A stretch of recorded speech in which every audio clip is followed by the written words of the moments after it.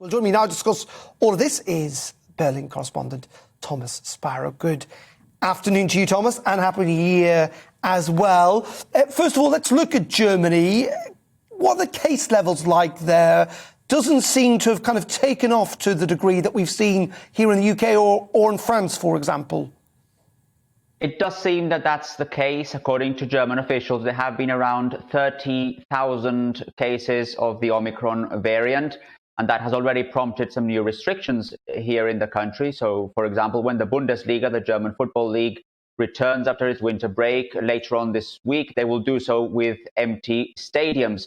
However, it's important to stress that the picture is a very unclear one, and that's why German officials are stressing, and they've stressed that time and time again, that over the Christmas holidays, during the holiday period, not every district in Germany actually registers the numbers of positive cases. And this leads to a false sense of security, a false sense that numbers are actually going down. And it's only in the next few days, and maybe even only in the next few weeks, that German officials will actually know the real situation in this country. In other words, how bad the situation is and to what extent the Omicron variant is playing an important role, as it has done in other countries in Europe. It's also important to stress, Darren, that this is under no circumstance a situation that only affects Germany. There are various other European countries affected by this. You mentioned the Netherlands as well, where there were protests.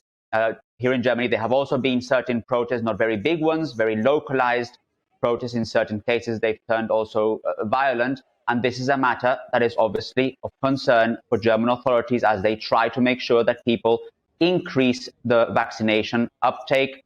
That is a big matter of concern here in Germany because you have over 20 million people who have still not had a coronavirus vaccine. Some of those protests that we saw in the Netherlands yesterday. Thomas, let's look, if we can, at the travel situation, because interestingly, Germany seems to be easing its travel restrictions for us Brits.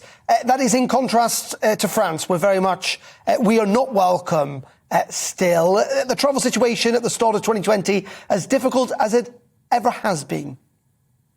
It is certainly difficult. Germany at the end of last year described the United Kingdom, or actually put the United Kingdom as a virus variant country, which basically is the strictest restriction in the German health list.